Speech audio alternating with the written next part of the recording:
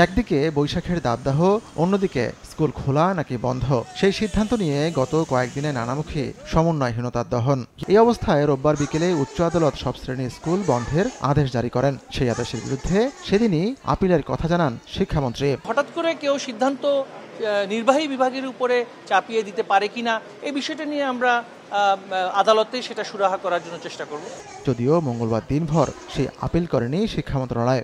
আমি আমাদের attorney general মহোদয়ের সাথেও আমি কিছুটা সংক্ষিপ্ত আলোচনা করেছি। সেই আদেশে কি বলা হয়েছে সেটা কিন্তু এখন পর্যন্ত আমরা জানি না। আমাদের সর্বোচ্চ আদালতের প্রতি আমাদের যথাযথ সম্মান আছে এবং আমরা সেই সম্মান প্রদর্শনপূর্বকই আমাদের অভিমতটা তো আমরা অবশ্যই প্রকাশ করতে পারি এবং সেই অভিমতটা হচ্ছে নির্বাহী বিভাগের, যেটা একান্তই নির্বাহী এখতিয়ার। মন্ত্রী আরও বলেন, এই ঘাটতি পুষিয়ে নিতে ভবিষ্যতে শুক্র এমনকি শনিবারে চলবে শিক্ষণ কার্যক্রম। পাশাপাশি তার মতে 2 তারিখের পর যদি স্কুল বন্ধ